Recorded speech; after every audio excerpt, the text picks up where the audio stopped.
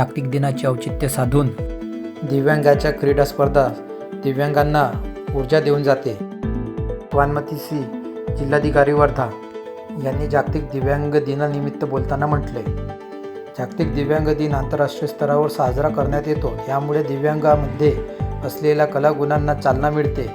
हा दिवस दिव्यांगांकरिता उत्साहाचा व आनंदाचा दिवस असतो. दिव्यांगांना समान संधी व हक्क शासनाने दिले आहे. त्याचे पालन होणे आवश्यक असून दिव्यांगांना शासन सर्वतोपरी मदत करण्यास तत्पर आहे. आज संपन्न होणाऱ्या जिल्हास्तरीय क्रीडा दिव्यांगांना ऊर्जा निर्माण करून त्यांच्यातील कलागुणांना चालना मिळेल, असे आपल्या मार्गदर्शन भाषणातून जिल्हाधिकारी म्हणाल्या. क्रीडा स्पर्धेचे आयोजन जिल्ह्यातील दिव्यांगांच्या शाळेतील दिव्यांग स्पर्धकांकरिता दिव्यांग मंत्रालय, दिव्यांग आयुक्तालय पुणे, समाज कल्याण कार्यालय, जिल्हा परिषद वर्धा व जिल्हा दिव्यांग सक्षमीकरण कार्यालय वर्धा यांच्या संयुक्त विद्यमाने आयोजित करण्यात आला होता.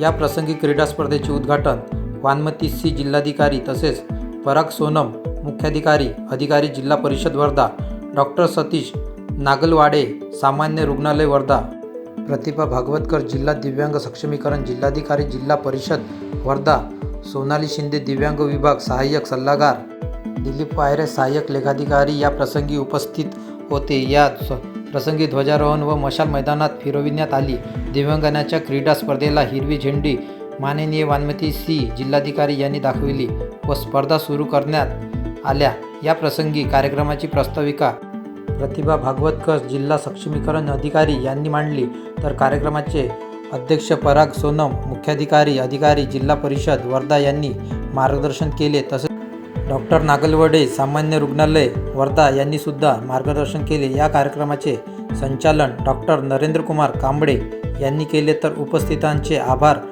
प्रकाश नरवले यांनी केले.